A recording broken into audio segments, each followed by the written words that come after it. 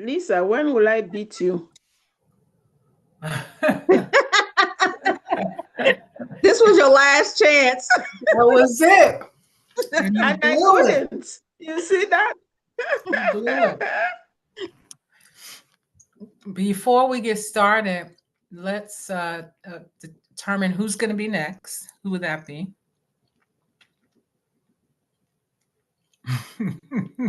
Alice, you can beat me now. You can go first. Well, you guys are all doing level 2 projects, so we just finished with it. I don't have a project. So we are on the That's road an for excuse. That's an excuse. a very good one at that. I guess I'm forced to go first then. Okay, so hold up, Lisa, hold up. So before you begin, let's take about 5 minutes and let's just share some of the self-care practices that we did, self-care exercises, etc., that we did during our practice session. And you may have your list that I'm going to remind you that you're going to send to me. And feel free to just read through it. You don't have to expound on them unless you just want to say, hey, this was especially great. But let's just hear some of the things we've done. Alice is blowing another chance to go first, Lisa. She ain't trying to. She ain't Okay, trying. that I will go first. My self-care practice here today, my self-care practice is packing to move to another location. Because right now it is 9:32 p.m. So but I have loved walking outside because this has really helped me to really take 15 minutes each time to just walk, and other times I take it to dance Zumba, put a gospel music or put an African music and just dance. So Mm. it has really, really helped me have it as a routine. Obviously, for the last 2 weeks that I'm here, I've not done any of those because obviously it's very late when it is. But yeah, it has allowed me to unwind. So yeah, Okay. so I've done two things: Zumba, 15-minute walks. I've always taken 15 minutes of that time for that. Very good. All right. Someone else. The Thank you. other 15 minutes, I have eaten the other 15 minutes. And eat. Good. That's good self care too. Yeah. For me, mostly sitting on my porch or maybe walking up the street. Just depends sometimes if anybody's outside because if they're mowing grass, mostly I know the people who mow grass and they want to have a conversation. So if I see them, I have to do a U-turn and kind of come back. But the one guy did catch up with me. Hey, Rev, wait a minute. So, but anyway, usually just sit on my porch or when I was in the mountains twice while I was having class, I was able to, walk or you just sit on my porch and just view the lake and just think and, you know, pray and meditate and stuff like that. But mostly like just sitting out, trying to kind of decompress some of the, because the verbatims were kind of stressful, and just being able to, rethink and refocus from that was great. So I really have enjoyed that break, having that break. I didn't necessarily eat anything, but I would, just sit out on my porch and relax mostly. Awesome. Awesome. Thank you. Alfredo, what are some things you did?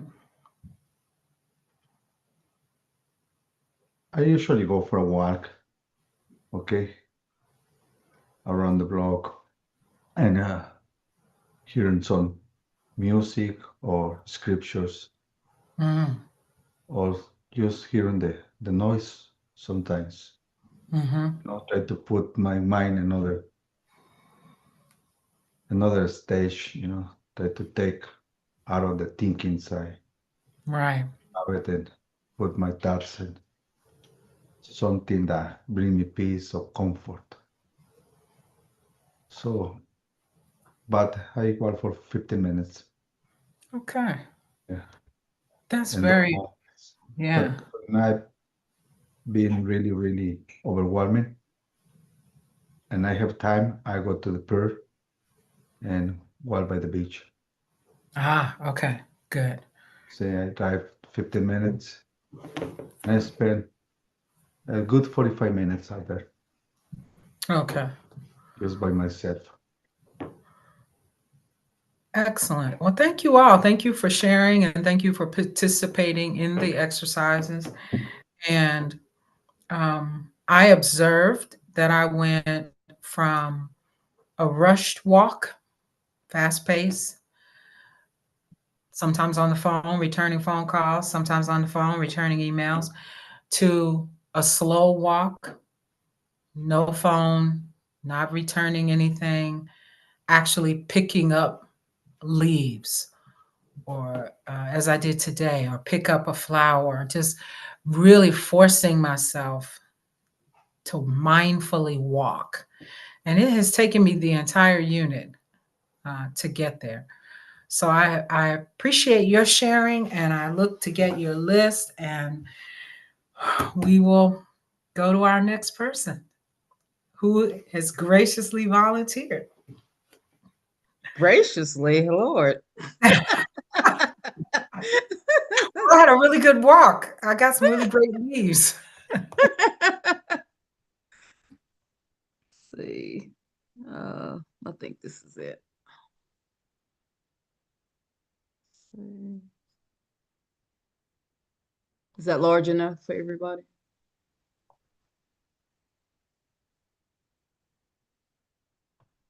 That large enough? I could use it a little larger. Okay.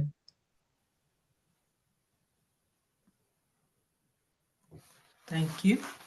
Thank you. That's great. Yeah. So hold on one second. Okay. Um,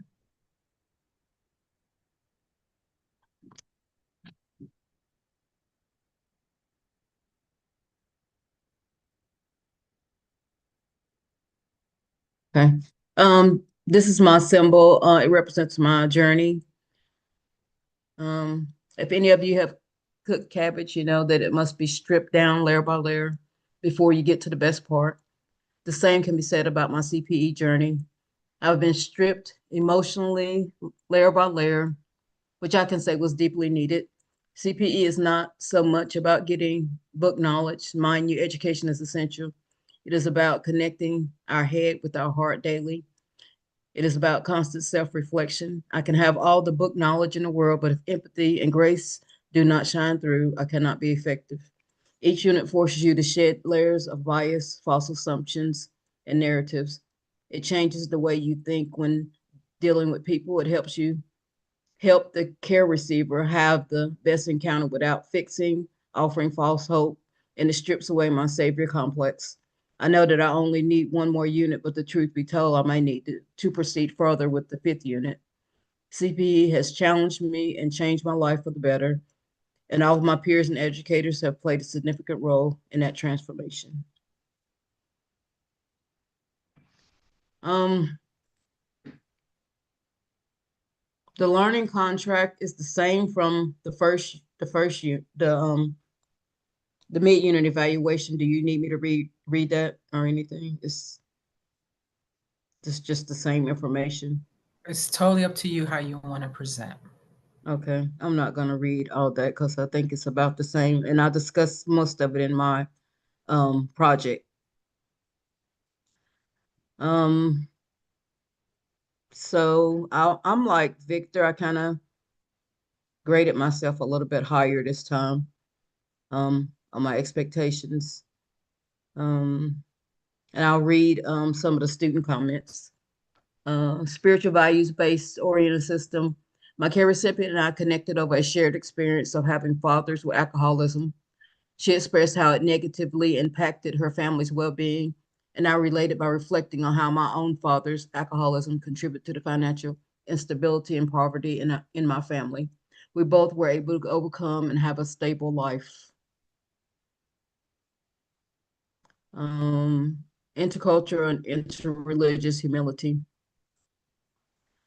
The commitment to shedding judgment and embracing empathy was tested in a profound way when I was asked to perform a marriage ceremony for someone who identified as both an atheist and a goth.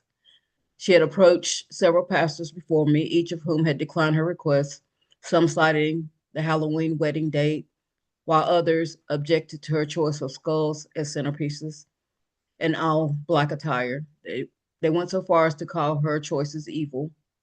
When she asked me, I said yes. I did not claim to understand her culture entirely, but I believed it would be unjust, not to mention ungracious, to meet her with anything but openness and compassion.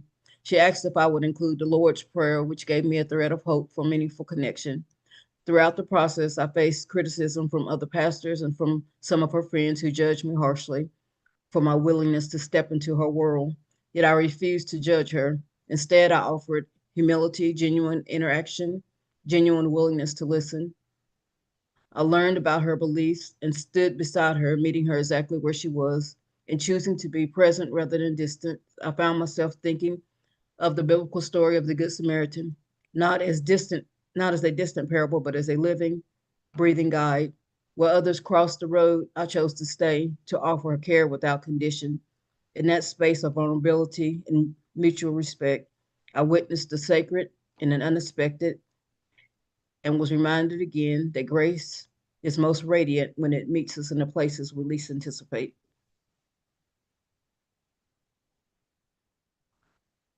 Demonstrate one's ability to facilitate group process is appropriate to one's context. About 2 months ago on a Sunday, I went into the restroom and a member was washing up two little girls, and she said, "Reverend Moore, look at this bag," and it was filled with dirty clothes and shoes. She said, "I picked them up," and she said, "All my children are adult. Now I'm trying to raise these girls so that they can have a safe space environment." They were her cousins, not even her really close relatives. She was washing them up with baby wipes and doing their hair. I was getting ready to preach, and both the girls started crying. I had some snacks in my purse and gave them to them, and they settled down. From that day forward, I bring food each week, 1 gallon bag filled with snacks for every child in the church. And it's been well received. And I offer food and care for the children, and I offer empathy to the woman caring for the girls.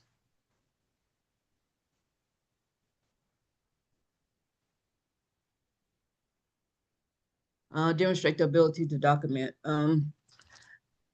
JH is a member of my church and he is experiencing some mental health challenges, and he does not have any relatives who can help him while going through this crisis. Over the past month or so, I've had to document his behavior and contact Adult Protective Services because he is behaving in a manner that could put himself and others in danger. Without the documentation that I stored on my phone with dates, times, and witnesses, Adult Protective Services would not have been able to help me or him. And they continue to follow up with me, and actually got a call this morning that they're continuing to try to provide care for him, and they've met with him on several occasions. And his house was sold on Tuesday, so he's going to have to get out of his house. And she's trying to think of a solution to see if he can get into a care facility, but he's already told us he wouldn't go into one. So they're going to keep they've been really trying. They've met with him, like I said, several times, and they're going to continue to meet to see if they can offer him services. Let's see. Demonstrate one's ability to access and understand the main assess and understand the main points of research article. This research, Creating a Healthy Church, helped me differentiate my emotions from the congregation, allowing me to view the church through the lens of family systems. This research has allowed me to view the church in a different light.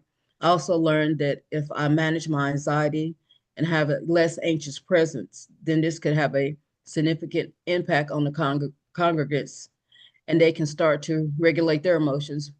My resources include a research article from the ACPE website, Resident Chaplain Reflection. Additionally, the book mentioned earlier, as well as Creating a Healthier Church.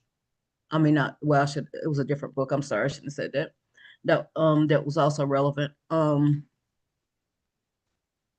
So reflecting on What was the other book? the Was book it that I used, the Wimberley text? yeah, from Okay, shame to self-worth. got it. I Thank should you. have put that. I'm sorry. I'll fix that. Okay. Um, reflect on relationships in this section. Each unit brings a certain amount of uncertainty and fear, not knowing if you will click with the group. We went through Tuckman's 5-point model, storming, forming, norming, and performing, and now adjourning. We went through these stages with grace and mercy. I feel like we are performing as a trusted, cohesive group. Our CEC helped guide us in such a way that we're able to build a trusted community where we felt at ease being vulnerable and sharing our pains and joys.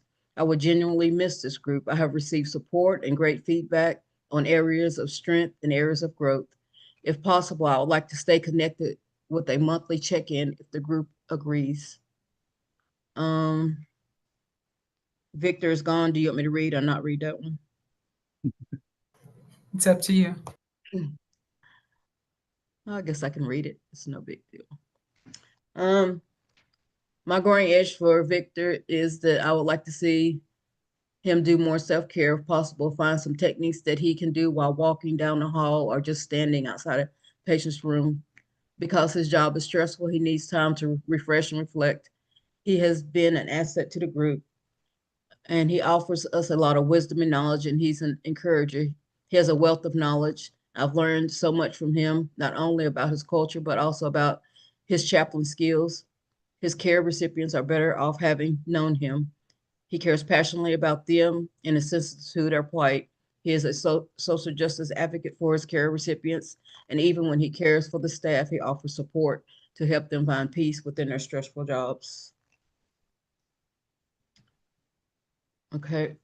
My one growing edge for Reverend Donna would be for her to practice self-care. Reverend Donna guides our IS sessions in such a way that it helps me claim my agency. Learning about my family systems and trying to navigate BDTIL has been challenging. Yet under her guidance, I have flourished and I still have much to learn, but I believe that I am where I need to be for Unit 3. I'm grateful for all the knowledge and the wisdom that she brings to the table. She has guided our class in such a way that everyone, according to their words offered in class, has had a great experience. Reverend Donna brings a wealth of wisdom from various areas throughout her career. To name a few, she is a pastor, doctor, chaplain, therapist, educator in training, and so much more. And the self-care and education practice session has helped my mental health because when we pause for that time, I can meditate, journal, take a walk, or pray. All of these resources help me refocus after hearing and presenting verbatims because verbatims are arduous and I need time to regulate my emotions. AS. One growing edge for AS would be for him not to offer scripture or prayer immediately, but to hold space for the care recipient to find their agency. AS, you are a very capable chaplain. You are empathetic to the plight of the people. You actively listen. You offer a lot of reflective listening. You collaborate with your team to ensure the patient receives the support they need. I know that your job can be challenging and complex. However, you always manage to be energetic for the patient. You are sensitive to the patient's needs. Now, I've mentioned before that you have a very soothing voice, and that is something that will put the patient at ease, and they will sense that you are a non-anxious presence. A growing edge for Alice would be for her to set boundaries with her care recipients. It is up to you, gently suggesting only offering 3 visits and then referring because they will start to believe that you are their savior. It doesn't hurt to set boundaries. I'm blessed to be in this unit with you. You bring a great deal of wisdom to your peers. You are a biblical scholar, a pastor, a mentor, a friend, a mother, activist, and an advocate, and a powerful individual.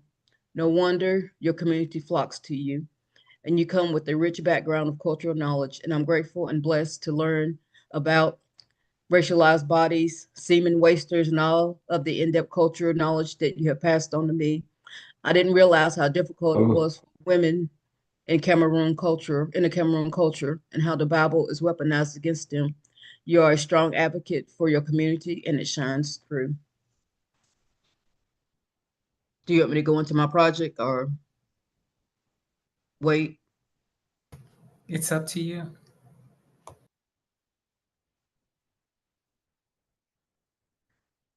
So I don't know if it's gonna let me.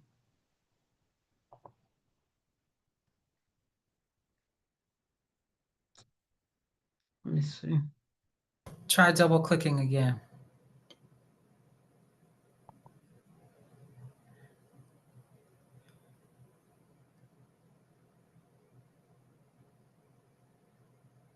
Desktop PowerPoint. Is that right or no? You go to desktop PowerPoint because you have it open on your desktop or you don't. I don't. Okay, so double click if you can on that link one more time. And then Okay. and let's see what it does. Because I think you inserted a Oh, link. That was my experience. oh man, it came up, but I messed up. That's okay. Okay. At least you know it's working. Okay. There you go. Can y'all see it? Or do I need to make it larger? I can see it. I don't know about anybody. Okay. So you want me to go through every single slide? It's up to you. Um, so my project was about the birthright narrative of Jesus from the book From Shame to Self-Worth. And when I read the book, I found it to be very powerful and helpful to me, and I thought it might be helpful to my church leaders. So I offered an event for my church leaders. And the day before the event, I went to the church and set out all my stuff, and I put up my posters and everything. And I was talking to one of my cousins while I was doing that, and she's like, "You need to pray over every seat." And so that's what I did that day. After I got off the phone with her, I intentionally went around to every chair and prayed over every chair for every person that would be there. And I prayed for clarity, revelation, breakthrough, strength, and peace and cohesiveness. And I already told you it was the reframing the birth right narrative. The agenda was we had introduction, we had prayer, Lectio Divina, a reading of Jesus' birth narrative, and rewriting their own birth narrative story. We had lunch, we had a therapist with Q&A, and then they had the opportunity at the end of the day to continue sharing with their partner about their birthright, what they, what they changed about themselves and how they saw themselves and how they viewed themselves.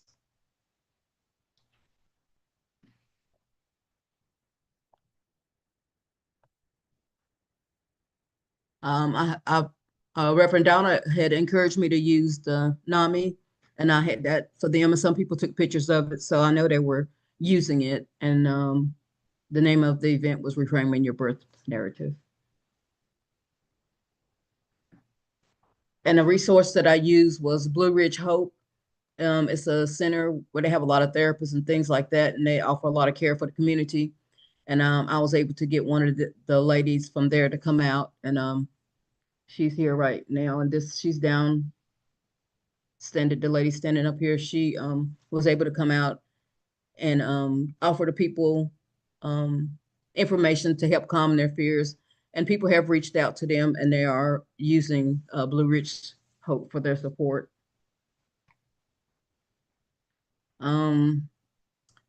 Echoes of Hope through Lectio Divina. Each person read a segment of Jesus' birth narrative, and after they finished, I asked them to pay attention to the words as I read them. I wanted the audience to feel the sacredness of Jesus' birth and how his peers viewed him and how his mother helped him claim his agency. This was an opportunity for the group to reclaim who they are, apart from what the world has told them their whole lives. Example, I rewrote my narrative. Teachers told me in a sense that I was only fit for remedial classroom setting. I would never talk I would never talk. I cried almost every day. And because I could not articulate my words or navigate my emotions, people can say things to hurt us terribly. However, we have an opportunity to rewrite the story and not succumb to the negative assumptions that the world places on us.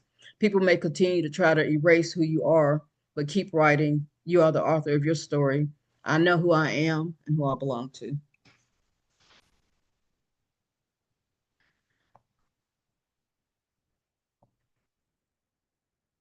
So this is the therapist that came in. Um, it exceeded my expectations because I had invited 22 participants and 17 showed up. So I thought that they were really seeking, some support. They needed something. That's why they showed up. Um, and I felt like the experience was meaningful and it was transformative not only for them but for me as well. We had two churches show up. Both my churches show up, Brooks Chapel and Wales Springs. Um, this particular lady said that the workshop was a blessing because she said I had a father, but he was not present in my life, and I can reframe my feelings surrounding that absence. And one man, for example, voiced this sentiment that echoes across generations and cultures. Men are supposed to be strong and keep things to themselves. This belief is rooted in a long-standing stereotype about masculinity, suggesting that men must always appear tough, unemotional, independent, and in the face of adversity. Um, she helped calm those fears by saying she had many male clients.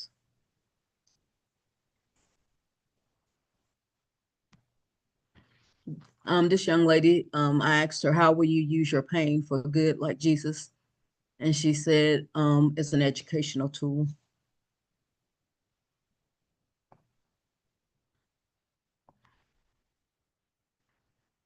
I use this scripture, we are God's handiwork created in his image and we are more than others tell us to be. I put my goddaughter in there. That's when she was little. She's like 16 now. I just put it as something to make you smile. Ephesians 2:18, for it is by grace you have been saved through faith. This is not from yourselves. It is a gift from God, not by works so that no one can boast. For we are God's handiwork, created in Christ Jesus to do good works, which God prepared in advance for us to do. This was a time they were sharing stories of their pain and their resilience.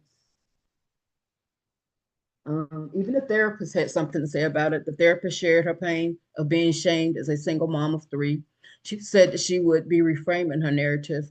She likes this birth narrative because it allows you to reframe the way you and others perceive you. She said that she used the Bible in her therapy sessions and plans to use the book From Shame to Self-Worth to help people to get through, She thought it was a fantastic event and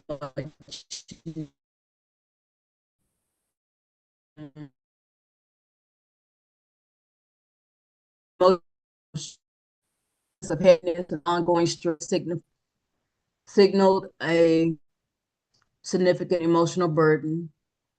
Uncertainty and hesitation um, led to hesitation and a lack of clarity, which in turn affected decision making and preparedness.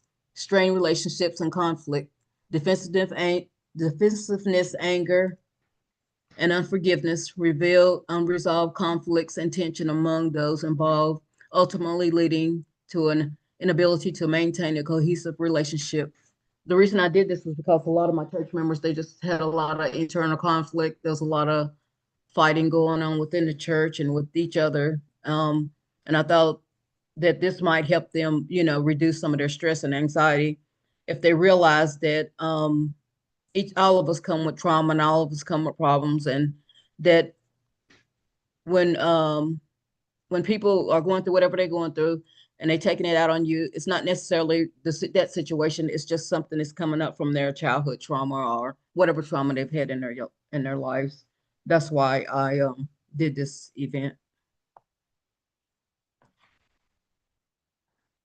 Challenges of group dynamic, the impact of personal trauma, individual trauma influence how Group members solve situations, making it harder for them to connect and understand each other.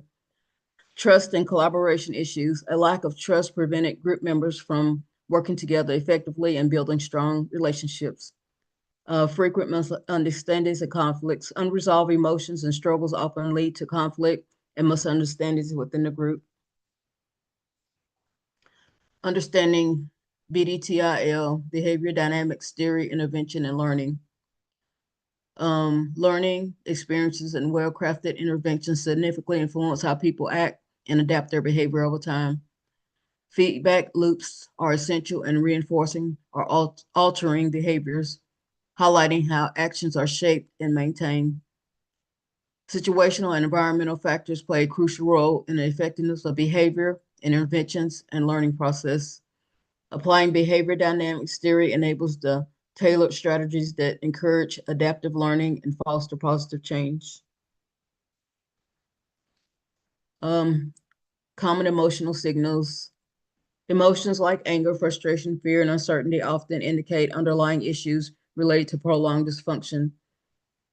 Internalized emotional pressure can shape behavior and decision making, sometimes in ways that are not immediately obvious. Recognizing the sources of emotional responses is vital to resolving deeper issues and prompting a supportive atmosphere.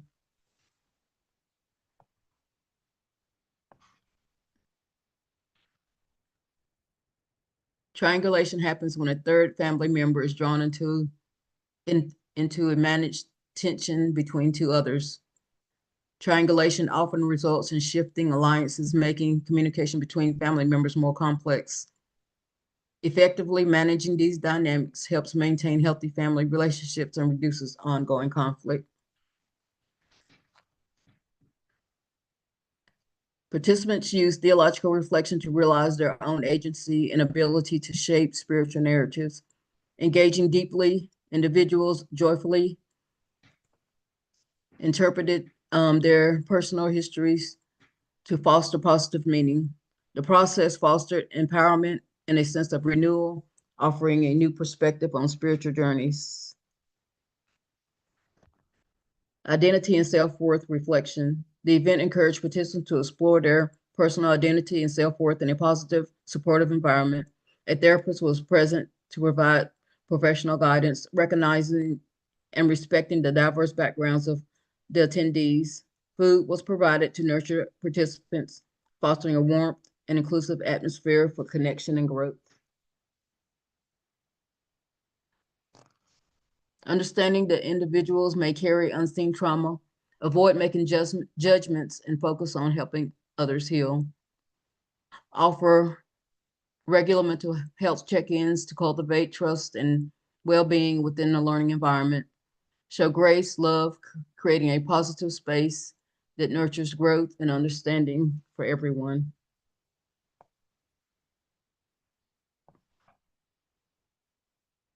And this is the prayer that I did at the end. And this is the end. Do you want me to take it down?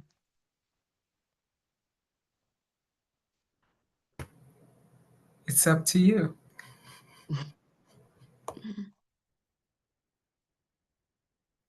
All right, it's down. I think that was all right. I don't think there was anything else, right? That was yeah, okay. So that's my assignment.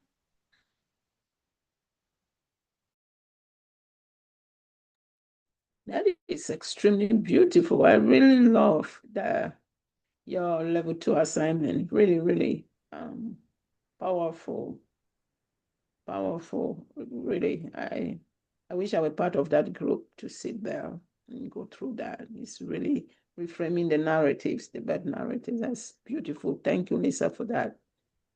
And it gives me ideas also when level 2 assignment comes up.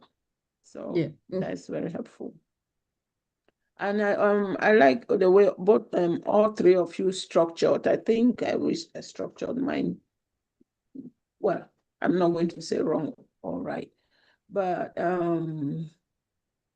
I like the way you structure under the categories. The A, B, I mean, the category, was that the first one is A, whatever it is, under the major categories, and then you get students' comments after each category. I didn't read. I think I misread. I didn't categorize mine like that, but I really like that modality of categorizing it, because you can reflect on the whole intersecting indicators in a one cohesive way. I like that way it's structured. All three of you did that. I think next semester, next unit, I'm going to do it that way. One, is saves a lot of time. Two, is it helps tie the threads together in categories like that. So I will also say where you rated yourself lower, I would have just given you 4 or 2, to be very honest. You put a lot of thought in it, you put a lot of effort in it, I really love it. I love it. So thank you so very much. And Thank you. you don't need a fit unit, except that you have so much time in your hand. But anyway, that is you. No, I don't have If no it's time. No extra you time. want to be like Joseph, who did what? He said he did what I stand. Anyway, I'll never do that. I will never do that. But Lisa, yeah, I just want to appreciate it was really, really, really well done. Thank you. I appreciate it.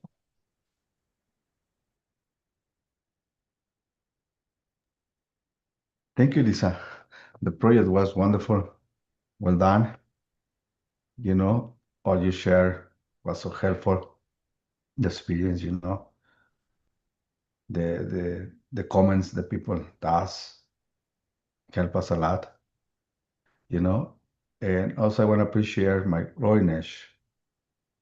Okay, I'm gonna keep those on mind and I'm gonna work on that for my next unit. And I'm gonna let Alice to tell you if I'm growing or not in the area. To give you an updates about that. Yep. Yeah, well, it's a wonderful job, you know. The qualification that you give it to yourself, you know. You are beyond that. It's hard for us to give us ourselves some kind of evaluation. So, in my point of view, I prefer the teacher to give us the evaluation. It's more easy. You know? It's hard for me Right. to evaluate my own self and say, you know, I'm perfect in this, I'm great in this. But it's an exercise, you know. And Yeah. it's good for us. And then it's good for us, you know, give us ourselves the time to think, how am I doing the job? Am I doing right? Mm-hmm. And be close the right evaluation is so helpful. Make us get a lot of reflection on what we are doing in the class, you know, and make us be ready for the next. As Ali say, you know, I'm gonna take some of your advice and apply it to my next unit. And this a work team, you know. You give us your knowledge, we apply it.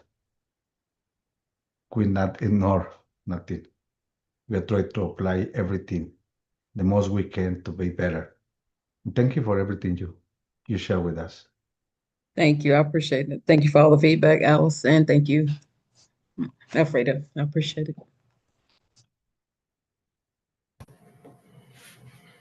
Thank you for the feedback and for the identifying the area of growth as well. For me, I appreciate that. And I appreciate your other comments. Is there anything in particular you would like to hear some more feedback from the group about? Um, if I hit all the areas of the BT, was it BDTIL? If I hit all those areas and describing it in my PowerPoint, if I hit that, and if I left anything out that was significant that I needed to have in there, because I think I left out the reason I did it, I left that out. So I need to, you know, fix that. And if there's anything else I didn't see, because you don't always see everything because you're trying to, get it done. But is there anything else that I could improve on in that area?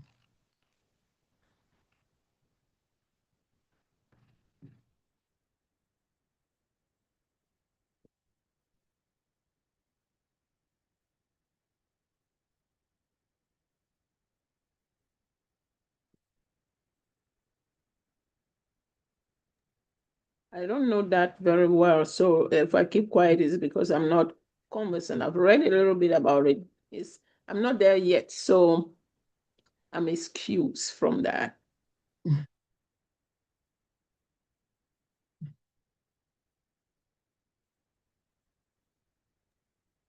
I'm behind you, Alice. I can tell you. I'm behind you.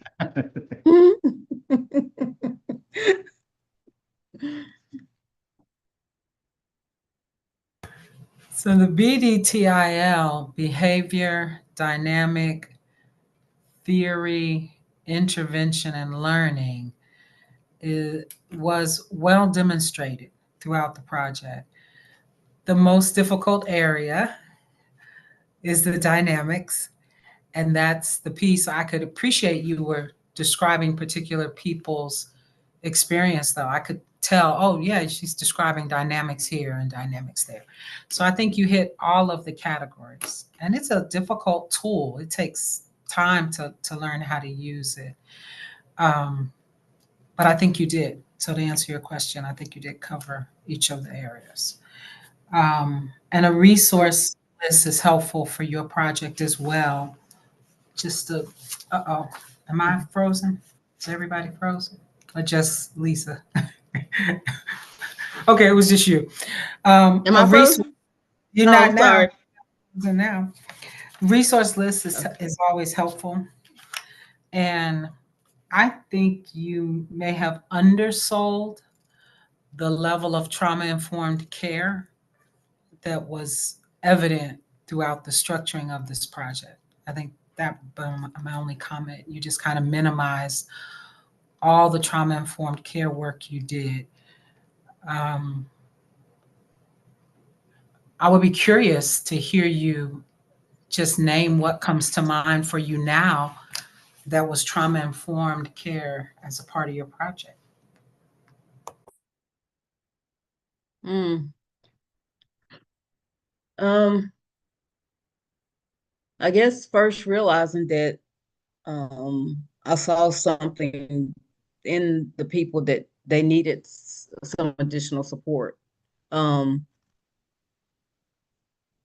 I've been doing a Bible study on from trauma to transformation, and through that Bible study, it kind of triggered some things within the people, and so they started having some issues. I guess rightly so if you do something like that.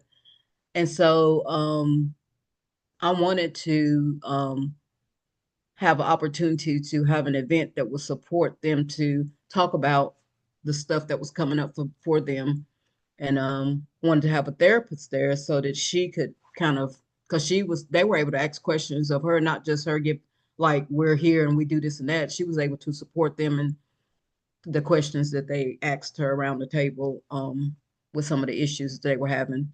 And so I think that's where I came in with some of the trauma informed care. I'm gonna invite Alfredo and Alice to name things they saw, particularly around the trauma-informed care.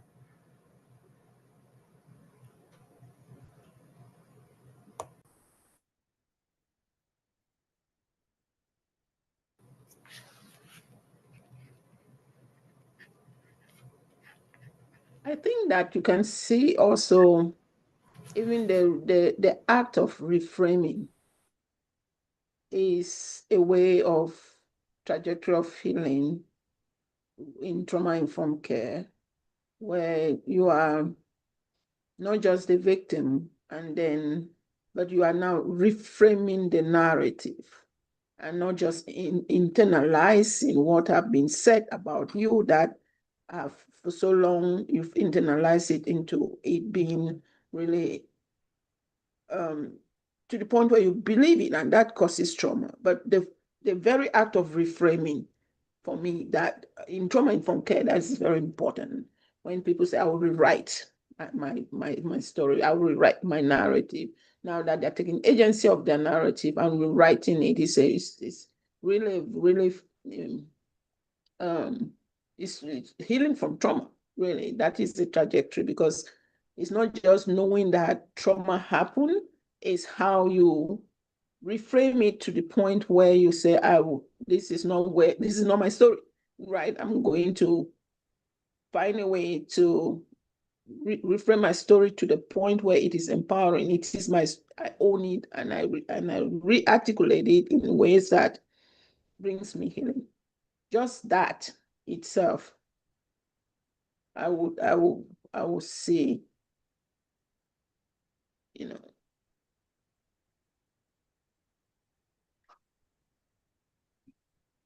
And when you say there were triggers that came up that allowed for the event to happen, for people to talk, that is already enveloped in trauma-informed care.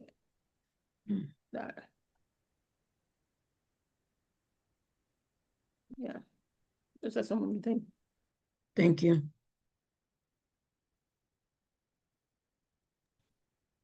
You know, one of the things that you know, the trustworthy and transparency that we can build with the care recipient. You know, with the right questions, with a clear communication, and trauma care is essential, because doing the right question, you're gonna know exactly where they are, and you're gonna be available to provide the care that they needed. See, but the first is getting the truth of the care recipient. When you build that and start for that, you can provide, or we can provide, better care for them. So for me, it's one of the important things in the trauma self-care, trauma informed care, about that. You know, even though sometimes the tone of the voice, okay, is important. You know, as the scriptures say, you know, be sorrow with us who are in sorrow, you rejoice with us who are in rejoice. So it's important. It's so many aspects in trauma, but I can point a couple of them of those like that in trauma care informed. Thank you. That's so helpful. Was the prayer printed? Yeah, are you talking about, did I have it printed out? Yeah. Yeah, it was I had yeah, it was printed. I did read it off. But you know. So I think that is another example of trauma-informed care, that giving them a very accessible resource and modeling healthy interacting with them. I think the length of it from beginning to end, it wasn't too long and it wasn't too short, which is also very sensitive about the amount of exposure. You certainly have more than 22 chairs in that room. It can accommodate more than 22 people. You have more than 22 members, but you limited the number of people and you created a physical spacing. So they didn't have to be on top of each other, and they could choose where they wanted to be, and there was space. That's very important for trauma-informed care. The fact that you allowed, without judgment, that young lady to be all in the back, sort of off to herself. No judgment on that. That was very powerful, and it allowed her to be where she needed to be. Obviously, the therapist in the room, but also the number on the board. It's different levels of access to support. Everybody's not going to talk to the therapist.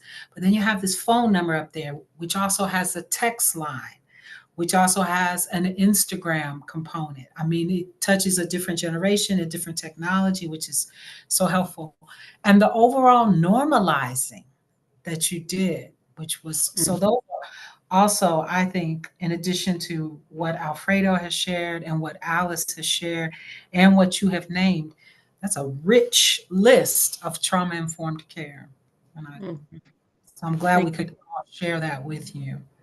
Thank you. I appreciate it. I Yeah. appreciate Have we covered every area you wanted specific feedback on? it. Thank Okay. y'all. Yeah, thank you. All right.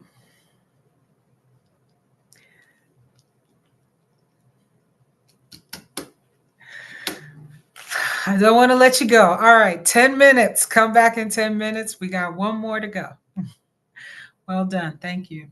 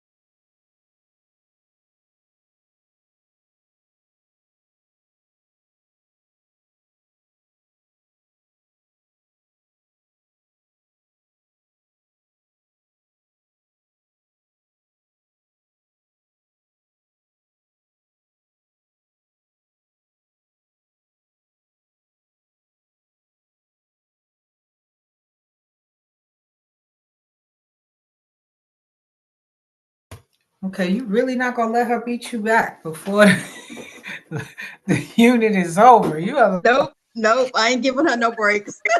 breaks. Mm. She's very, very intentional and determined.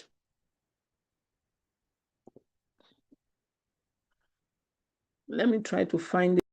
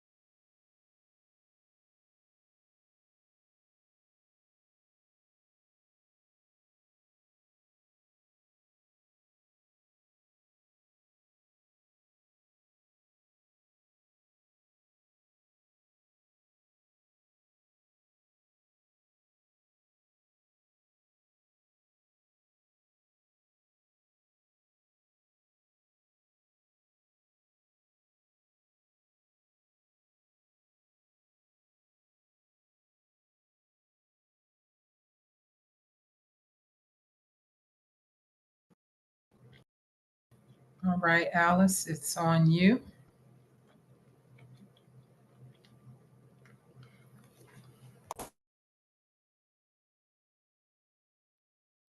Do you want me to go ahead? It's up to you. Your time has started now. Up to me whether I go or not. Whether you start or do you want to wait a little longer for Alfredo, it's up to you. I'll It's wait not up to a you minute whether or or not two. you go. You gotta go. You knew I was going to say that. You knew I was going to say that, right? Yes, yes. I'll wait a minute or two.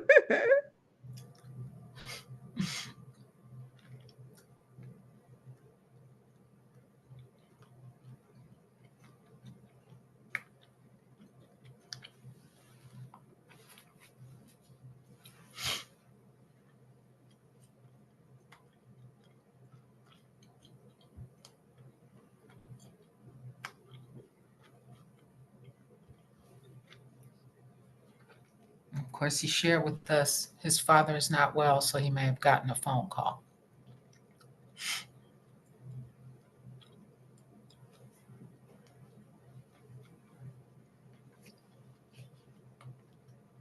I wasn't able to share the PDF that was the final thing. I had to put in PDF because I needed to do an electronic signature. Okay. So, That's fancy signature too. yeah, that's how I sign all documents. I'm like, you guys send it to me for electronic signature. So Very nice. let me see. So my symbol is the open hand.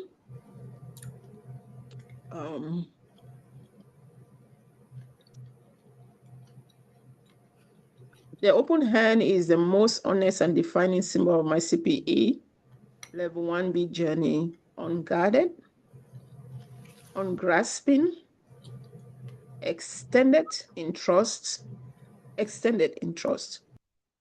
I entered this unit carrying the fullness of my hyphenated identity, all of that, and chaplain in training, human rights advocate, and in trauma-informed care practitioner. This intricate weave of identity and history bring both gifts and tension to my clinical work. The scholar in me reaches for integration and theological depth. The pastor in me longs to protect and guide.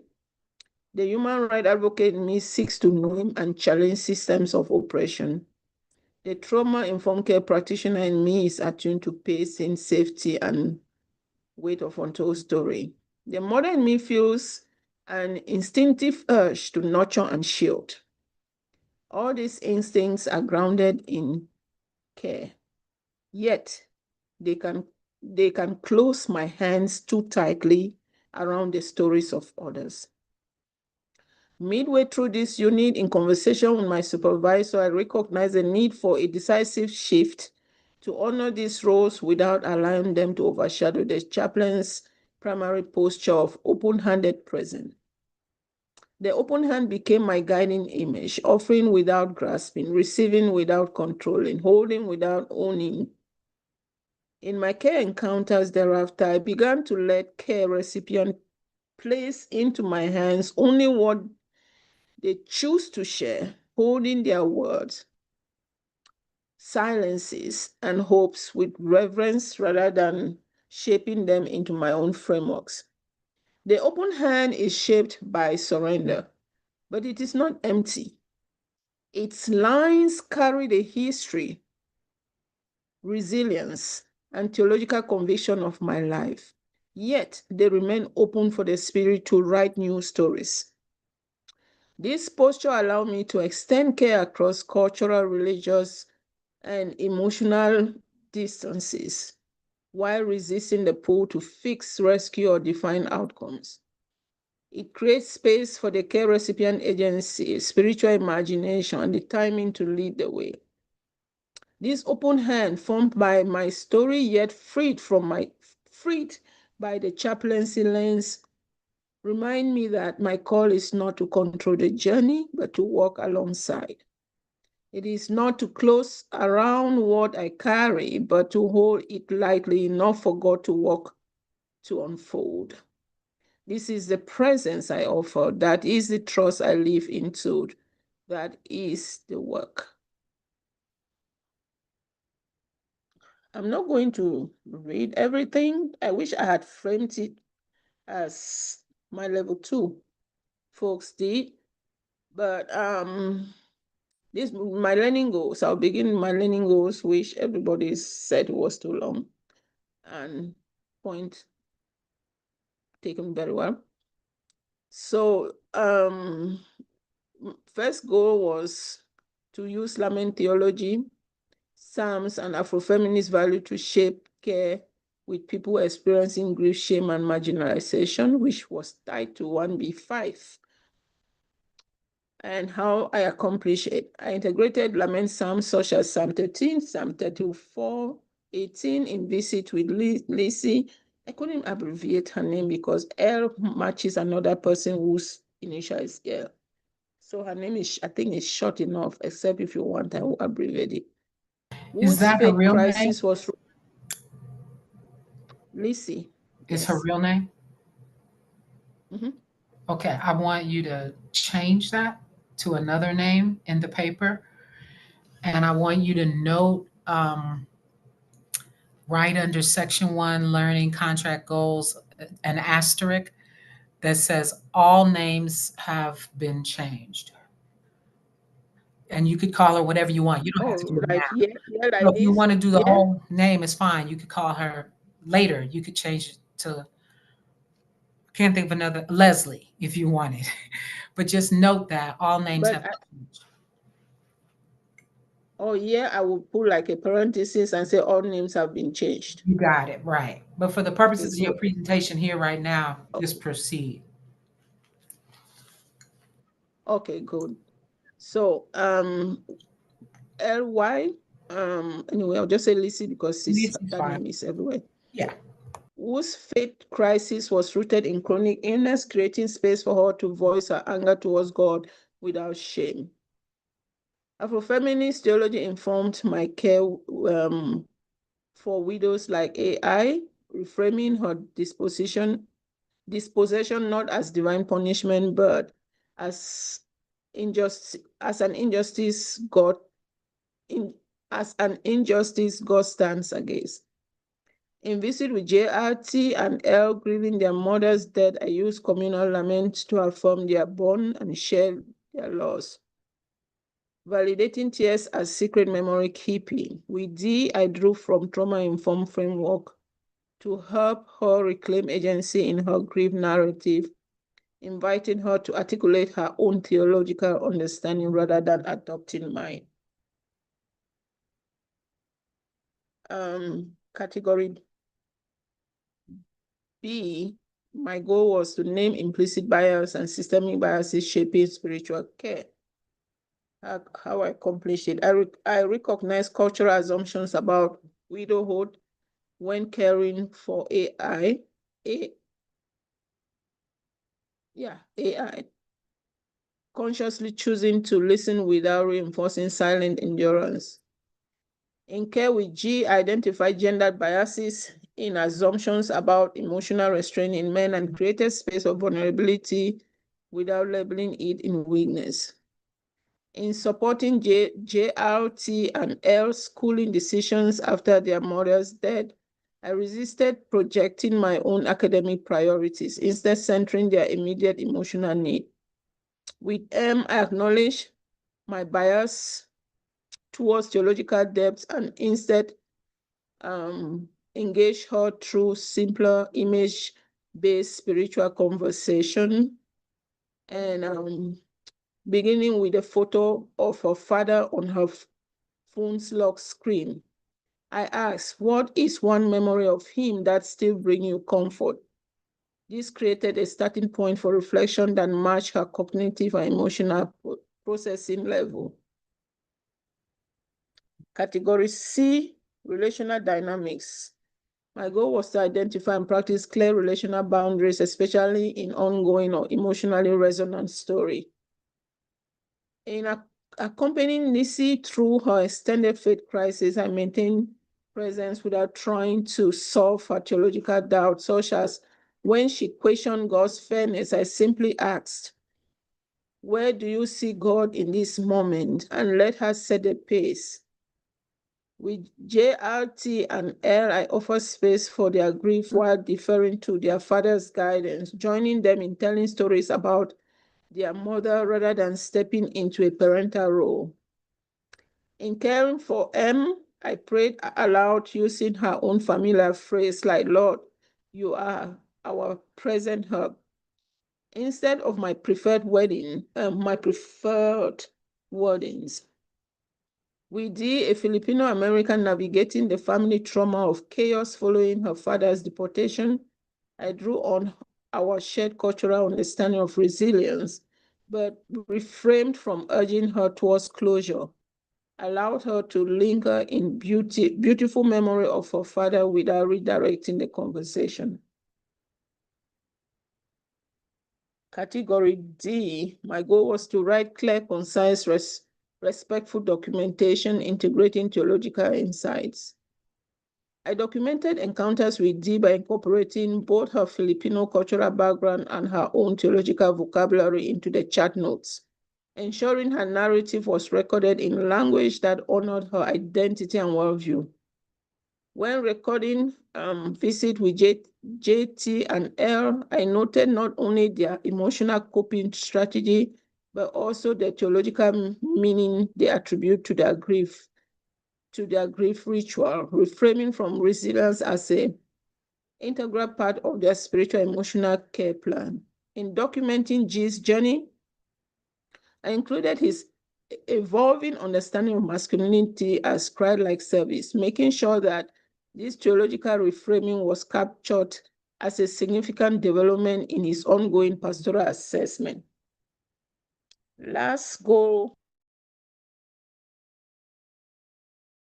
is with integrity and accountability. I practice ethical restraint in my care with Lizzie by resisting the urge to debate her view on suffering, even when I internally disagreed. Instead, I asked, how does your church teaching speak to you right now? Which allowed her to explore her faith struggle with her own tradition, while I maintained pastoral presence and respect for her agency. With AI, I balance cultural advocacy and pastoral care by affirming her experience of being denied needed resource due to systemic biases, while also asking, what step feels right for you to ensure she retained ownership of the next step in her journey? In both cases, I was mindful of institutional boundaries, documented my intervention accurately, and sought supervision input to confirm that my responses align with professional chaplaincy, ethics, and organizational standard of care. Oh, this is the last goal under category E, was to integrate trauma-informed and grief care research into care with young adults, patients of color, or care recipients of color, and survivors of spiritual injury. I integrated research on African widow trauma into my pastoral care with AI by acknowledging her own exclusion from certain family decisions, mirrored patterns documented in the cultural marginalization of widows. I invited her to reflect on scripture passages affirming her worth and voice, framing lament as both spiritual resource and an act of dignity. Parentification theory guided my support for Kay from my earlier caseload when she described sending more than 30% of her salary to Cameroon to care for her family, a financial emotional load that limited her ability to grieve and rest. We explored healthy boundaries and self-care as legitimate forms of love for her family. With M, I employed narrative healing techniques by inviting her to recall and describe the taste of her favorite childhood meal, helping her anchor in sensory memory of joy. We then gently wove those moments into the broader story of her father's death and her estrangement from her mother, allowing her to hold both grief and cherished memory together. In each case, I drew on trauma-informed principle of safety, empowerment, and cultural responsiveness to meet them where they were and affirm their agency in the healing process. In this section, that is why I'm not going to read all. I equally where I at level 1B level where I knew I did it, so I gave myself the scores I think I needed. I gave comments on each section. Is it okay if I don't read them since everybody had it? Is it okay? It's up to you. Okay, because I sent it, if everybody read it, because I wrote on every single one. It's way too long if I read it, if I'm going to read it. But I did have a summary comment in the end.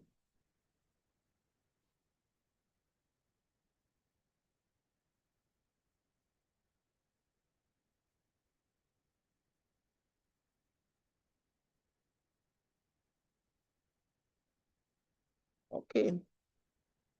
I'll read the overall comment.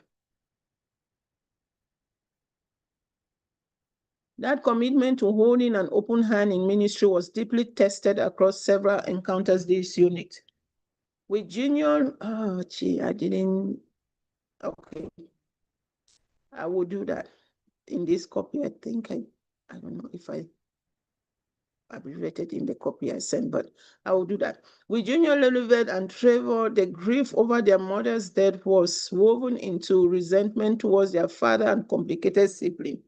My maternal instinct as a Cameroonian mother and my pastoral caregiving impulses wanted to step in as a protector, especially when silence or avoidance threatened to swallow the space. Yet chaplaincy demanded that I resist becoming a surrogate parent and instead create a safe container for their own voice to emerge. In time, I learned to let the long silence stand, to receive their grief without scripting it, and to honor their own way of telling the story. Similarly, with Lizzie, whose chronic illness had shaken her faith, my initial temptation was to rescue her from doubt by offering theological assurance. Over time, I realized the more faithful act was to sit in her lament, letting her wrestle with God in her own language and timing, trusting that God's presence was not diminished by her question. This lesson was further pressed when meeting with Guy, whose theological framing of masculinity and suffering triggered my own journey out of harmful patriarchal interpretations. My strong sense of advocacy for justice and my conviction to correct oppressive theology were stirred in multiple occasions. At times, I felt pulled to challenge and instruct, even to reshape his belief to align with my own theological lens. These were moments where the boundary between mentorship and chaplaincy blurred, and I had to pause, breathe, and return to the posture of an open hand. This same tension arose in other visits where I encountered harmful labeling of or spiritual abuse. My instinct to protect was fierce, yet I recognized that advocacy in chaplaincy must be offered without overriding the agency of the care recipient. In spite of all the struggles and complexities that came through my intersectional identity, I carry deep joy at the close of this unit. I'm grateful that most of the care recipients are now on the path to healing. I am self-aware of the importance of allowing them to use their own agenda capacity in their healing process, trusting that the pace and priority must remain theirs. The fact that they are willing to embark on this healing journey, telling their own story and using their agency is something that brings me profound joy. If this is the heart of chaplaincy, that is, walking with the other in their journey of healing and restoration, then I am profoundly grateful to be on the path with them. So, relationships. From the start of this unit, I felt deeply blessed to be placed in peer group where connections came naturally. The bond between us formed quickly, creating a community marked by trust, mutual care, and shared commitment to growth. What could have been a tentative beginning instead became a space where authenticity, transparency, and vulnerability were welcomed without fear of judgment. Our group learned to honor each other's voice, respect our diverse ministerial tradition, and offered feedback that strengthens rather than diminish. Our weekly rhythm, anchored by class session and complemented by interpersonal group IPG, have been essential in building this sense of belonging. Class session provided a structured space for deep theological engagement, collaborative learning through verbal themes, and constructive dialogue that sharpen our pastoral skills. The IPG, though brief, offered something different, an open and unstructured moment to name our feeling, acknowledge the weight of certain encounters, and share life together in the presence of our supervisor. Together, these two settings created a dynamic balance, one fostering discipline, reflection, and the other nurturing relational connection.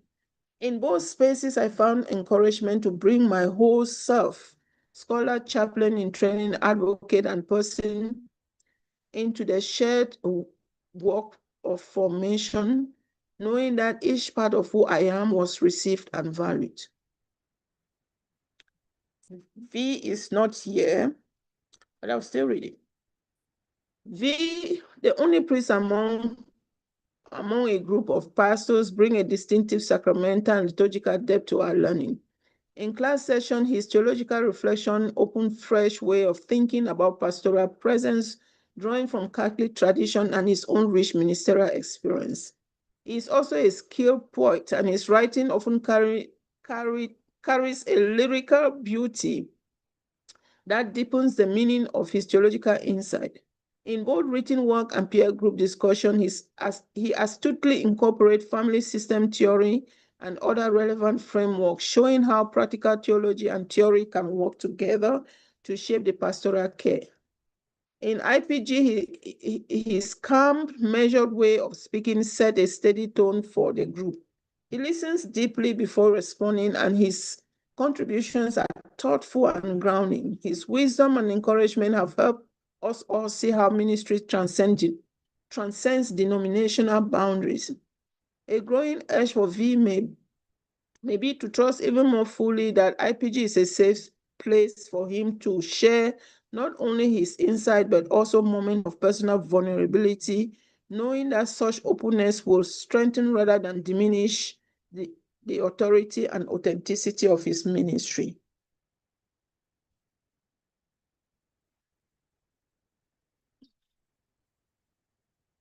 AL's pastoral style is deeply relational and care recipient centered, which comes through in both class and IPG.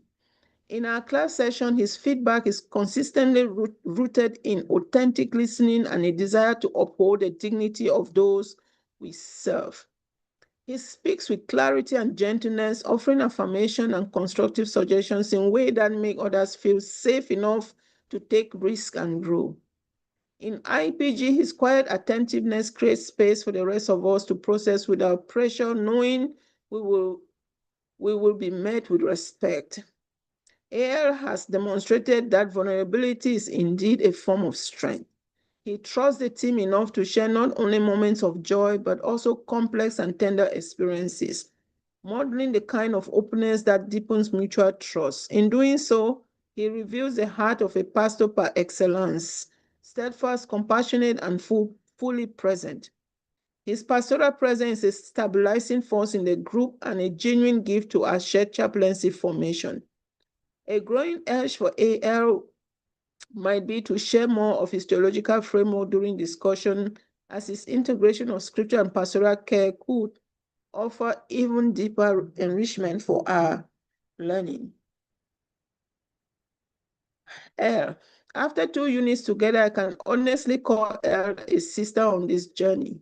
She embodies initiative and courage, often volunteering to present first in class, not today, by the way, which sets a tone for preparedness, excellence, and wholehearted commitment to the rest of us. She's always on time, even after breaks, modeling a respect for the learning space that inspires me. I admire her consistency so much that I sometimes want to beat her to it, but Erin never gives me the chance. Her feedbacks is consistently marked by empathy, deep listening, and thoughtful reflection. And her insights invites the group to see situations from perspective we might not have otherwise considered. In IPG, her warmth and affirmation create a space where others feel not only heard, but truly seen and valued. Elle carries herself with a quiet strength that is equally powerful in moments of speaking and in moments of simply holding space.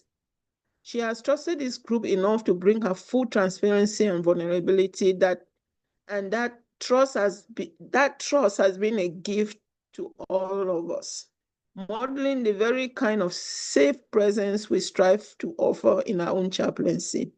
I want to affirm that her compassionate presence, whether or not it comes with perfectly crafted words, has a profound ministry impact. My encouragement for her is to continue leaning into that truth, trusting that her being, as much as her speaking, carries healing power and reflects the heart of pastoral care. Reverend D's presence in both class and IPG reflects wisdom, patience, and unwavering commitment to our growth. She creates a safe and respectful space where every voice is welcome, modeling the trust that openness that allow for honest reflection. It is evident that she seeks the best for her students and supervisee, not only in chaplaincy formation, but also in personal well-being. Her feedback is consistently constructive, grounded in deep listening, pastoral insight, and an attunement to each person's learning style. I often leave a conversation with renewed clarity and greater confidence in my pastoral identity.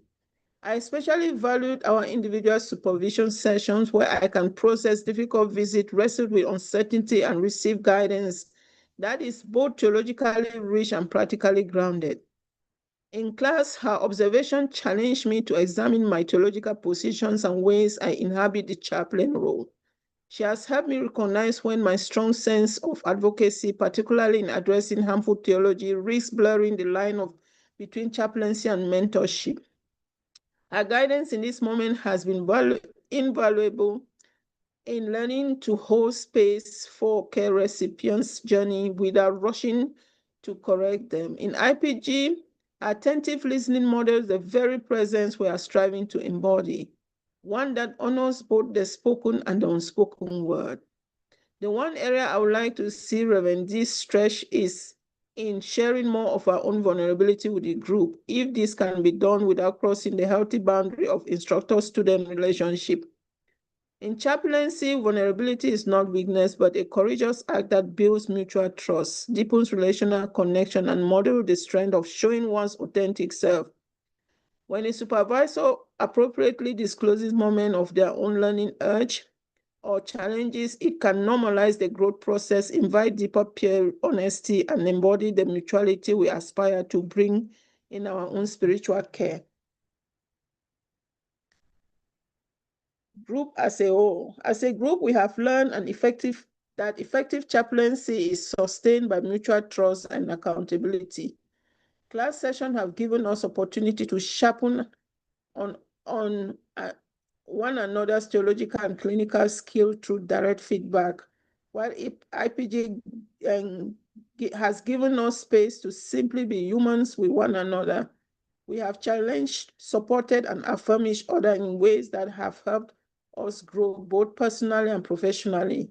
This unit has reinforced for me that chaplaincy is not practiced in isolation, but in the context of community, where vulnerability, honest dialogue, and theological depth can flourish side by side.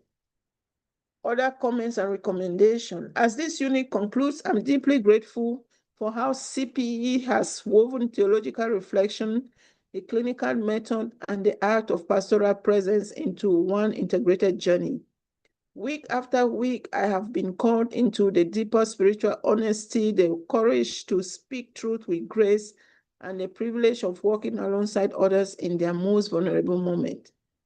This experience has confirmed for me that chaplaincy is not merely a role, but a sacred calling that requires theological grounding, spiritual maturity, emotional intelligence, and cultural humility, and a steadfast commitment to justice. The steady rhythm of verbatim work, reflective supervision, and peer feedback has stretched me, refined me, and strengthened my pastoral identity. I'm equally thankful to Reverend D and my peer for fostering the environment where vulnerability meets compassion, theological depth is pursued with integrity, and communal case embodied rather than simply discussed. Through this unit, I have grown into a chaplain who can hold the sorrow of others while entrusting my own wounds to God for redemption, trusting that in this mutual work of healing, the reconciling love of Christ becomes visible. That is it. I'm going to stop sharing.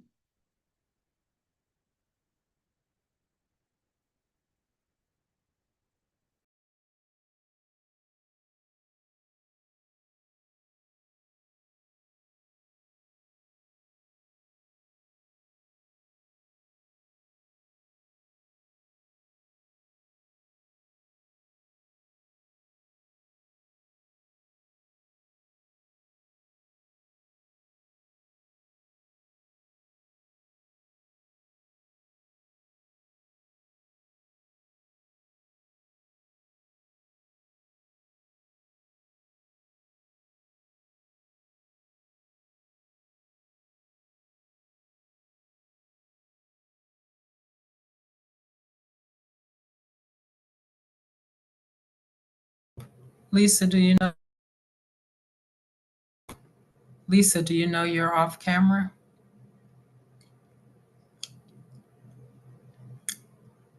Yes, I have somebody in hospital. I was responding to update. Okay, thank you. I'm sorry. I appreciate it. Um, thank you, Alice, for your verbatim. It was very good, very structured, very good.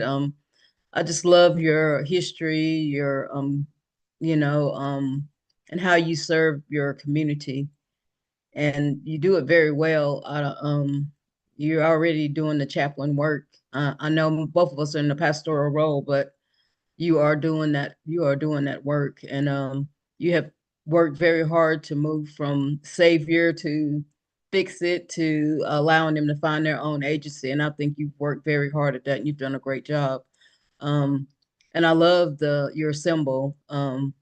Just the open hand, because we're not there to hold them, we're not there to catch them, we're not there to do any of that. We're just there to let them be, and for us to be, and to help them find their own agency. And that it's a beautiful, beautiful symbol. So, and thank you for what you said about me. Very kind words, more than I deserve, and I do appreciate it. And I've definitely enjoyed being in class with you. And like I said, I've learned a lot from you. And I'll probably be hitting you up for some more wisdom and knowledge um, throughout time, because you really have it. You really definitely are a superpower, superwoman, and I admire you, and I admire all the work that you do, and your courage and your strength. So thank you for all that you bring to the table. Thank you for everything. I appreciate it. Thank you, Lisa. I'll be hitting on you too. Remember, you're level 2, and that you Thank are you. you're a trailblazer. You know that. Thank Thank you. I you. will really, really miss you for real. I'm honest to say that, you know.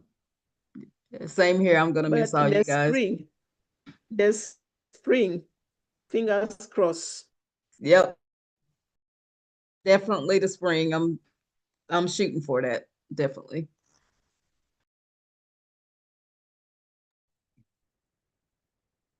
Thank you, Elise, for the letter that you wrote about me. I love it. Yeah.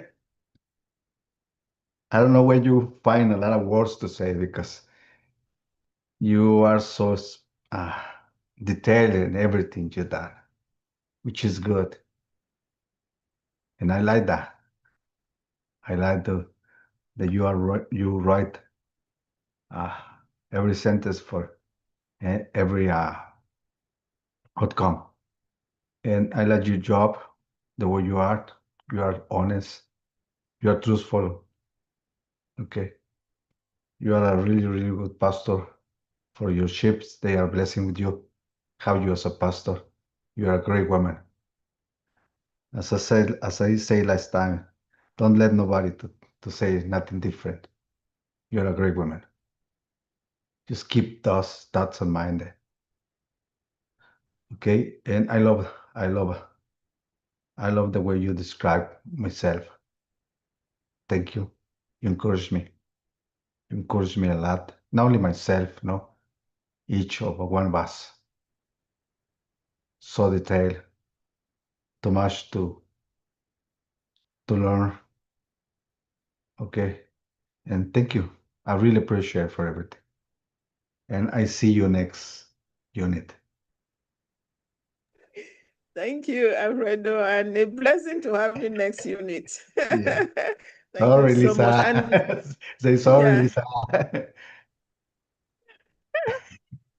and like you always said, that trust the process, but we are work in progress, right? That's Yeah. we're always a work in progress, refined, Yeah. crafted, remodel every day, a work in progress. What is that reframe you always said? That is the what? No. That is the process. What was this? Your litany. Yeah. This is a process of life. This this is a process of life. Yeah, thank you. This is part of the process of the life. This is part of the process of the life. Stay calm. Yeah.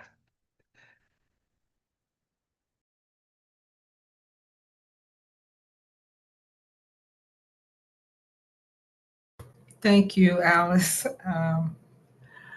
I appreciate your feedback. For me, I appreciate the area of growth that you identified. I look forward to working on that. And I want to invite you, if there's any particular area you want feedback from us, please identify it and allow us to zoom in.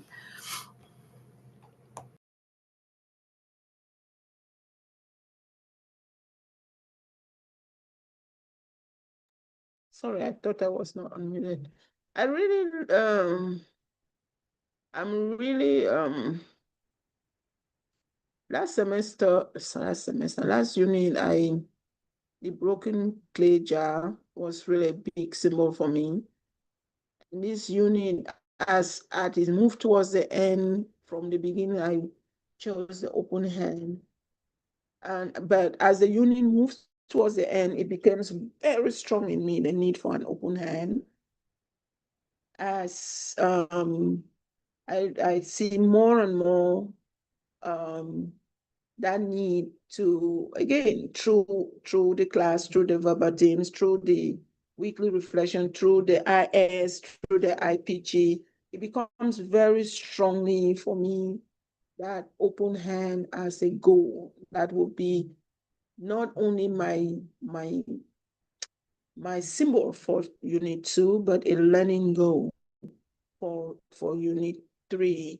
And I would like the group to help me strengthen,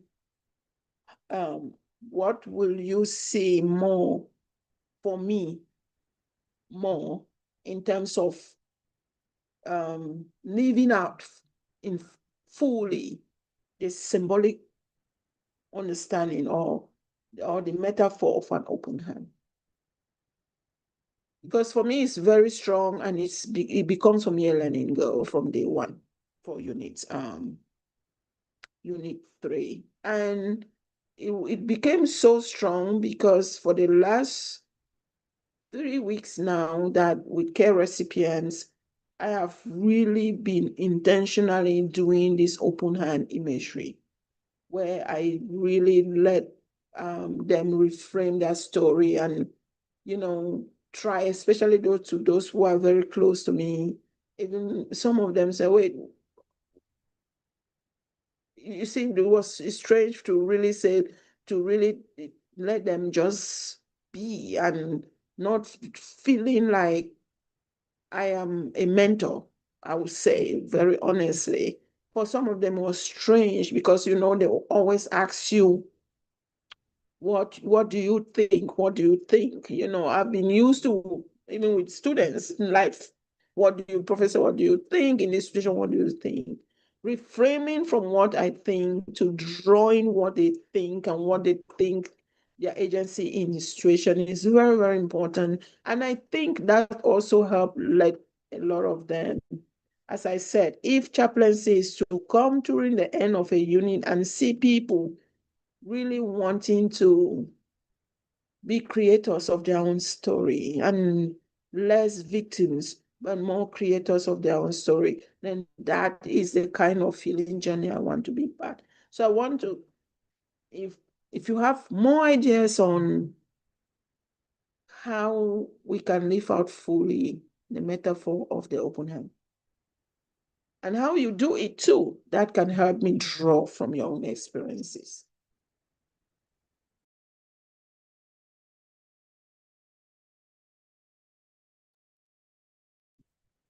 Alice, I think you're already doing that. I mean, you're already self-aware, and you're already putting that into practice with your care recipients. You're not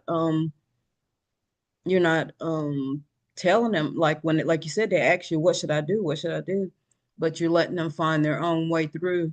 That's definitely open hand. And um, I don't know what more you could actually do, because you are, to me, that's what you're doing. You represent that open hand, and just continue to ask them, well, what do you believe you want to do? How do you want this to go? Just keep throwing those questions back at them so that they can continue to find them, their own answers, to their own questions. Because at the end of the day, we can't really do anything for anybody. We even if we make suggestions, they're not going to follow it. They're going to do exactly what they want to do. So just keep putting it back to them. What do you think you should do? Or what? I think you're doing that. I think you're already doing that. Just keep doing it and keep moving forward. Thank you, Lisa.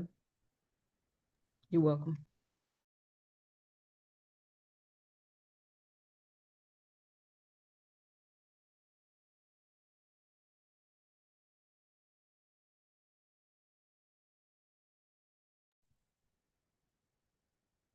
It's always place to growing up. Okay. All I can say that you are in the right direction. You are in the right path. Nobody of us is gonna be perfect in our goals and the way we try to be the best. All we can know is that we are in the right direction and they're in the right way. And that's all I can tell you. You are doing good. Okay? What you are doing in the open hand is not only a physical images, is how can I say? Let me see if I can say in English. Go down.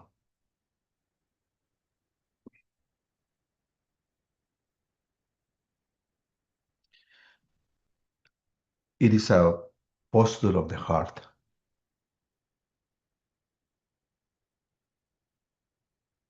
Is your heart open?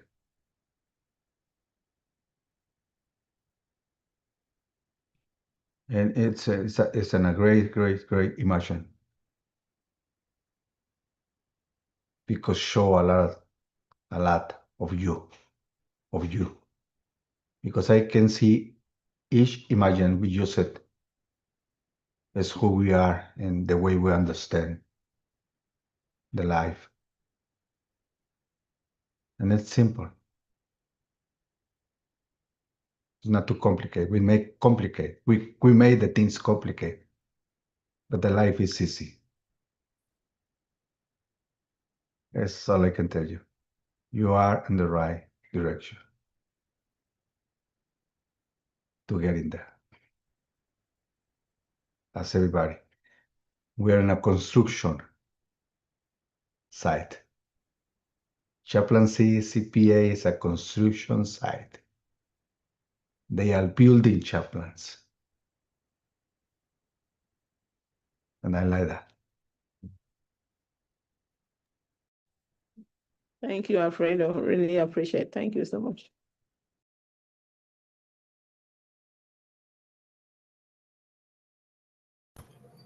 I appreciate your question and how it reflects the transition you're already making. Um, so I want to affirm, I agree with Lisa and Alfredo.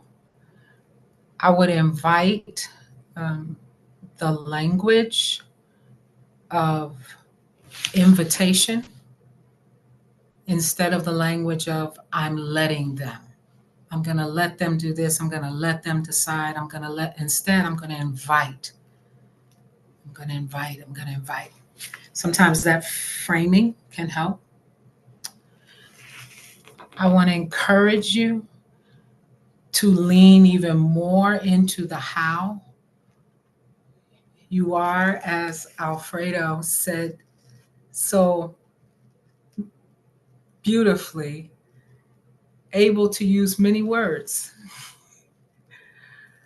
I want you, in using those words, to lean into describing what you're doing, as in literally telling us, not just the big description of the what. So, how did you create silence? How did you? And describe what you did, not just the big picture, the how of it. And I want to invite you to this particular piece in the beginning to hold it throughout the next unit. Share your screen and go to page 15. Page 15 in your presentation. It's I right. had up to 15 pages. It's right before Alfredo's letter. It's right before you start sharing about relationships in the group. Okay. I didn't know I had up to 15 pages. You Jesus have more Christ, than all of that, these but things. who's counting? Who's counting? Who's counting? I always print on both Okay. sides with you. Okay, keep going. Keep going all the way to the relationship section. Okay. So you're almost there. You're right. This is relationship section. No, keep So going. I I'll tell should, you when you get there. okay. Stop right there. Go back to that piece you have in bold print. Where is this? Keep going. This Keep going. Right going there. down It's the or up? prompt. No, it's the prompt right there where it says reflection on relationships. As you're doing this shift to the open hand, in this section include a discussion of the supervisory consultation you have received and assessing your role in your peer group, your relationship with each member of the peer group, and your assessment of their strengths and growing edge as a spiritual care provider. I want to invite you to assess your role in your peer group as a part of your ongoing work of self-awareness of extending that open hand. Wow, what's Mm-hmm. my role in my peer group in this verbatim? What's my role in my peer group as I'm listening to orientation for the third time, as I'm engaging a verbatim? What's my role in the peer group? So that I'm inviting you to be intentional in taking that on as you go to your third unit. Mm-hmm. And that's my feedback. Thank you. You are welcome. Thank you. Thank you. Thank you all. Very, very well done. May I ask you to decide if you'd like a 10-minute break? Don't let Alice decide, or would you like to leave a little early and not have another break? Leave early. Thank you, Alice, Lisa. you've had it.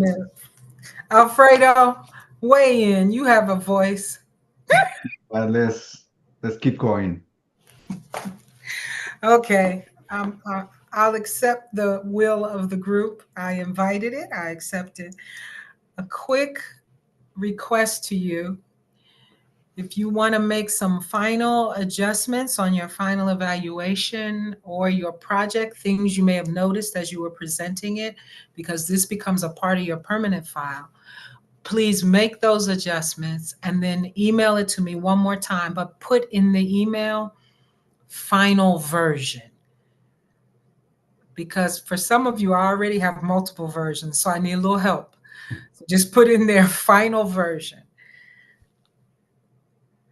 And feel free to email it to me, and it'll go in your final file. And it will go in right after I send you an email telling you I finished your evaluation. Okay? So I'll send you the email saying I finished your evaluation. You should expect to receive a copy of it from ACPE.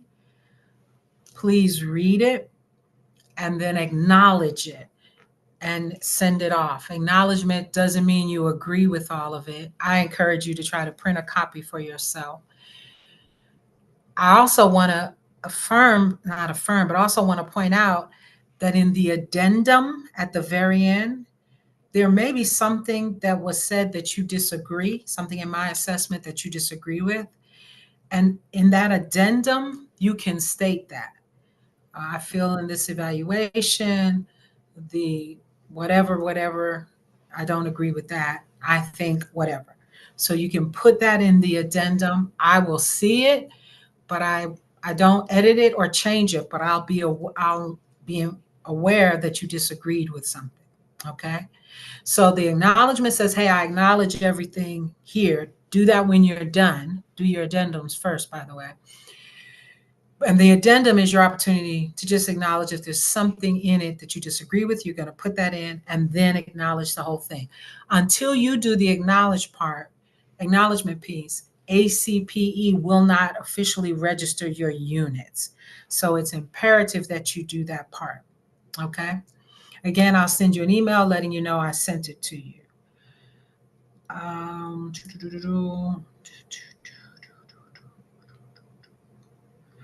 want to note that Lisa made a request that was made to the group about follow-up, but I wasn't clear, Lisa, if you wanted us individually to respond to that to you or if you wanted us as a group. So could you just clarify that? As a group, I mean, that'd be fine. I want, I just like some follow-up because this was kind of my support system for since last September. So after it goes away, I won't really have that support anymore. So Okay. I'd like some support, maybe once a month, reach out, some connection. Okay. If y'all are able to do that. I know you all are busy, but I understand. And you want us to do that as a group or you want us individually to reach out? I know it's probably impossible as a group to reach out. Individual will be fine. Okay.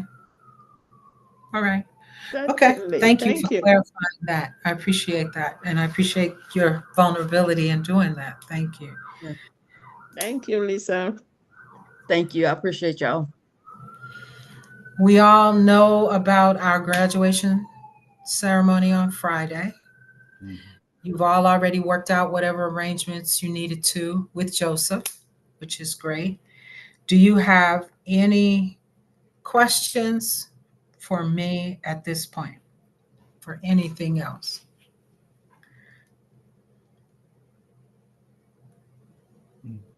I was just looking over my notes. Well, I certainly miss Victor. I'm not great with goodbyes, and I won't have much, if any, of an opportunity Friday. I'm not even sure we're going to see him. So I miss him already. And to each of you, I want to thank you for letting me be on this journey with you for this unit. I have learned so much in different ways from each of you. I think because of you, I know I'm a better educator on this side of the unit than I was at the beginning of the unit. And each of you, in your own way, have played a part in that. You are my iron sharpening me. And so I'm grateful. I'm grateful for the growth and the opportunity. And we will not be next unit, even though I didn't anticipate teaching. I'm still clear we won't be. We are ending, and this is our last time as a group. And I will share with you, I'm clear that my sort of safe travels, Victor, and kind of almost get out. We know you won't be back. I'm overstating it. But I was clear when I went off the Zoom for our break. I was like, oh, Donna, you are having a little bit of a hard time. So you just kick Victor out because you mad because Victor leaving early. But also I realized I'm grieving. So I think about Alfredo's presentation, and the little girl in me didn't want Victor to leave early. How dare you leave us before it's time? It's not time. And so I was laughing when Alfredo said, I'm going to get Joseph. How dare he separate us? I'm like, you're right. How dare he do that? So I observed my fumbling of Victor was because I was feeling the grief of already saying goodbye. But I have appreciated your feedback, and I have felt like the work I've done to try to contribute to us forming a group has been good work. But I'm under no illusion you have lifted the heavy load of forming a great group. And you've done that. You've done it with your transparency, with your vulnerability. You've done it with your honest feedback. You've done it in IS. You have done the heavy lifting. And I'm just grateful to have been on the journey and sharing what I do know and what I'm still going to be learning as we go along. So thank you, thank you, thank you, thank you, thank you. I suggest for every minute that you are leaving early, you reward me personally with something in gold. No, I'm just kidding. I'm just kidding. I'm happy for us to break early. I know these 5-hour sessions are grueling, and it's a tribute to all of your commitment to learning that you remain engaged all the way to the end. So I'm happy for us to have a little time back at the end. If that is all, then I will see you Friday. But I wish you all very well. And on we go. We continue learning and pressing forward. If you need anything, have any questions or concerns, you already have all my digits and you know how to get a hold of me. Please don't hesitate. Okay. Thank you. Thank you so Take care. Thank you. You are Thank Thank welcome. you. Goodbye. Lisa. Alfredo, you have to wave. You must.